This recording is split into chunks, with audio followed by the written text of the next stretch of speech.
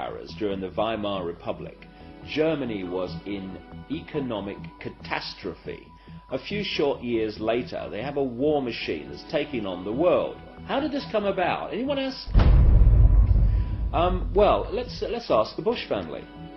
Because, and this is not just me, other researchers have come up with this, and a guy called John Loftus, who is he runs the Holocaust Museum in Florida, that Prescott Bush, who is the grandfather of the present president, he was a major executive of the Harriman Empire in America.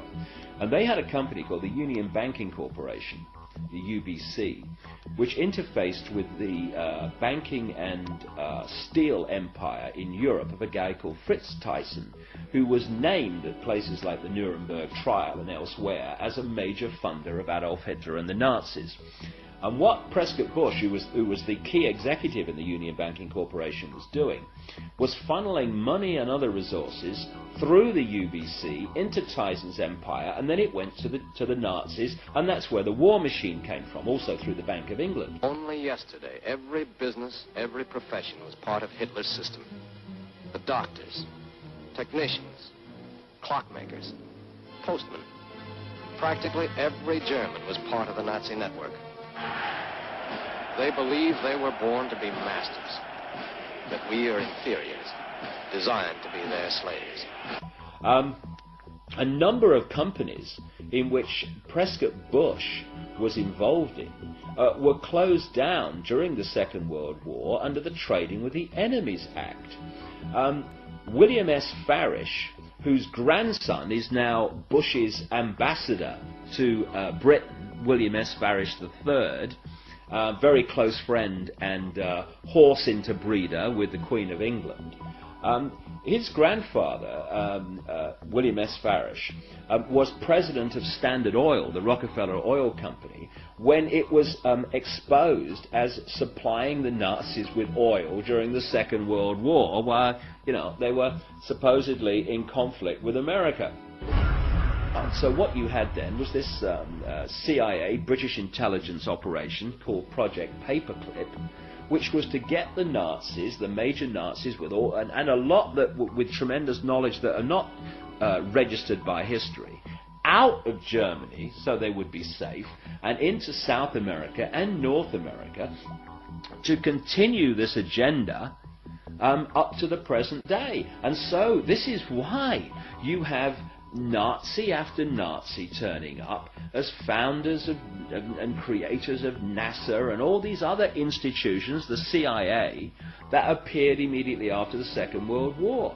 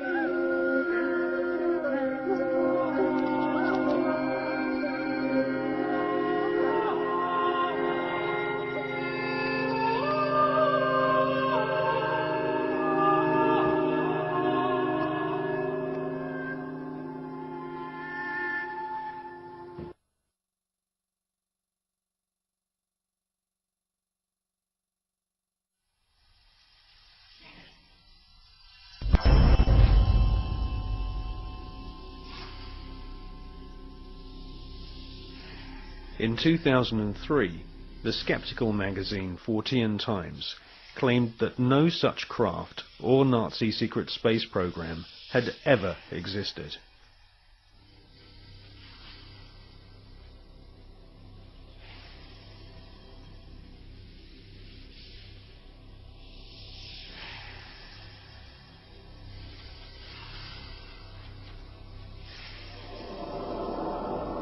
But we have been given patents from leading German manufacturing companies, including UHA, Krups and BMW, which prove beyond all reasonable doubt that Hitler considered the Nazi secret space program a top priority.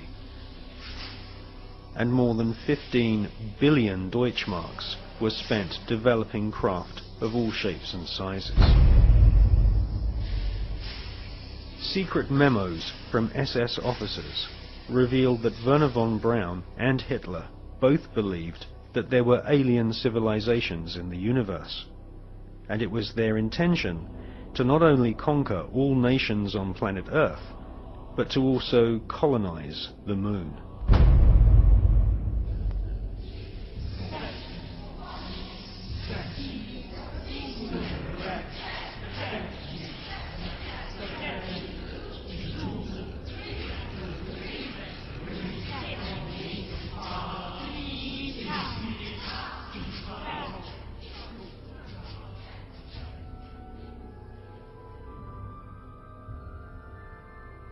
Gentlemen, the conquest of outer space is the greatest technological challenge of the age in which we live. The first decisive step in the conquest of space will be the placing of an object into an orbit wherein it will indefinitely circle the Earth. 1954. Sputnik 1 shocks the world and puts the USSR way ahead in the Cold War. Sputnik 2 takes a dog into space, the first living creature to leave the face of planet Earth. Russia then shocks the world by sending an unmanned probe to the Moon. Meanwhile, the US Army plan Project Horizon, a plan to colonize the Moon with Americans. This plan was soon abandoned when the true nature of the hostile environment of outer space was discovered by American and Russian scientists.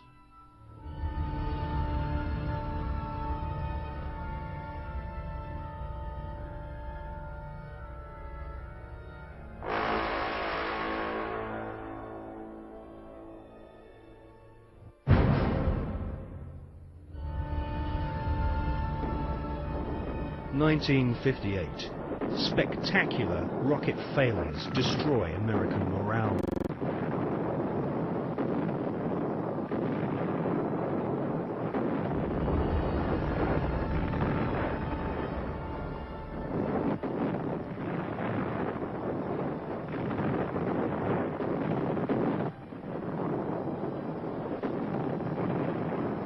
The Explorer 1 space probe confirms planet Earth is surrounded by dangerous radiation. Radiation so powerful that it could cause nausea and cancer. The Van Allen radiation belts and solar particles from the Sun are extremely hazardous to humans. Space is also full of micrometeorites which can rip through spacesuits and metal in the blink of an eye. Meanwhile, Russia celebrate getting the first man into space, Mr. Yuri Gagarin.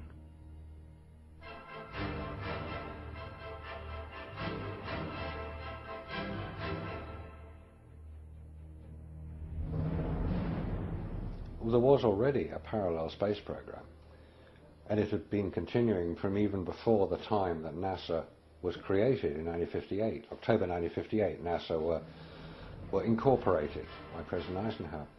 The secret space program was run by the Department of Defense. It took its original form in Project Horizon, which was established in 1959. The habitation, or the colonization of the moon. The reason for that was that whoever controlled the moon controlled the Earth. If you could launch rockets from the moon onto your enemies on Earth, they couldn't possibly retaliate, therefore you had the upper hand. There was a serious attempt, certainly a serious investigation, to put man on the moon and keep him there. So the secret parallel space program continues to this day. There is a military space shuttle, and even the ones that we see from Columbia onwards are designed according to the specification of the Department of Defense. If you look at them, they will carry spy satellites into orbit.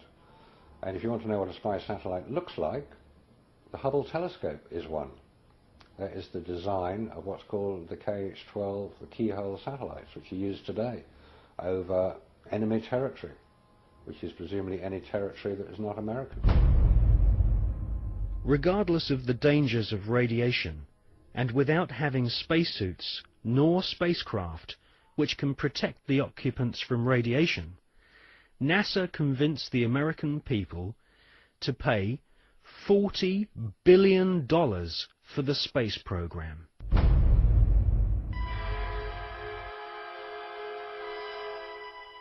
The most lethal forms of radiation, of course, are at the higher end of the spectrum. That's gamma rays and X-rays.